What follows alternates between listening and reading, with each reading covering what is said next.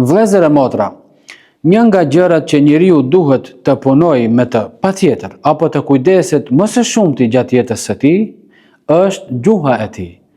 Përmes gjuhës i ke dy mundësi: ose do t'i thuash dikujt diçka, ose dikush tjetër do të thotë ty diçka.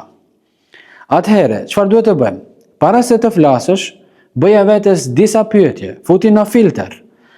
A do të më lëndonte mua ajo që mendoj t'ja them atë dikujt, diçka dikujt? A do ishte lëndim për mua? A do ishte turp për mua? E dyta, a janë ato fjalë që do të rëndojnë te peshora e veprave të mira, apo do të kalojë te peshorja e veprave të këqija? Dhe e treta, a më vjen turp t'i përsëris ato fjalë sa herë që të kërkohej, më shumë se një herë? Nëse do të ishe i sinqert me veten, do të punoje në këtë drejtim, do të mësosh me siguri si të kontrollosh gjuhën tënde dhe si të komunikosh me tjerët.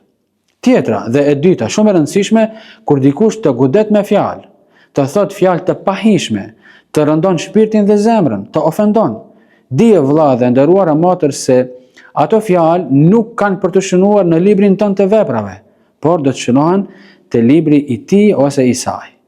Shikoja atë si një sprov nga Allahu, i cili dëshiron të edukoj dhe të mësoj një gjë shumë të madhe dhe të rëndësishme. Mos e kërko kur kënaqësinë e njerëzve, por kërkoje kënaqësinë e Zotit të njerëzve, të Allahut.